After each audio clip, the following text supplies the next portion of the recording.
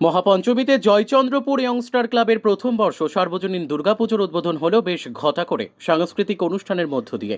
মুর্শিদাবাদের নবগ্রাম ব্লকের প্রত্যন্ত গ্রাম জয়চন্দ্রপুর, সেই গ্রামে যুবকবৃন্দ ও গ্রামবাসী মিলে ইয়ংস্টার ক্লাবের উদ্যোগে এই প্রথম বছর দুর্গাপুজো শুরু করে।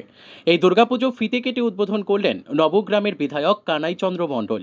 এরপর প্রদীপ প্রজ্বলনের মাধ্যমে দুর্গাপুজোর শুভ সূচনা করা হয়। এই প্রথম বছর দুর্গাপুজো উৎসবে উদ্বোধনের দিন অসহায় মানুষের হাতে তুলে দেওয়া হয় জামা কাপড়।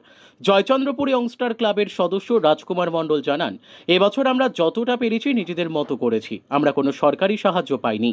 আগামী দিন সরকারি সাহায্য পেলে হয়তো আরও জাঁকজমকভাবে উদ্বোধন করব বলে মনে করছি। এই উদ্বোধনের দিন সাংস্কৃতিক অনুষ্ঠানের মধ্য দিয়ে উদ্বোধনী অনুষ্ঠান সম্পূর্ণ করা হয়। কর্মসূচি শ্রী আপনার শ্রী শ্রী সর্বজনীন দুর্গাপূজা। হ্যাঁ, জয়চন্দ্রপুর ইয়ংস্টার ক্লাব শ্রী শ্রী সর্বজনীন দুর্গাপূজা।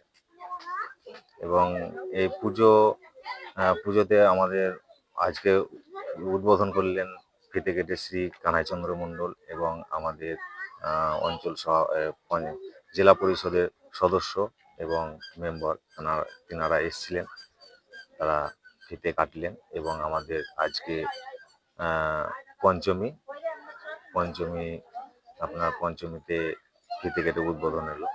এবং আমাদের গ্রামবাসীর এবং ক্লাবের তরফ থেকে আমরা গ্রামবাসীকে এবং সকলকে আমন্ত্রণ জানাই।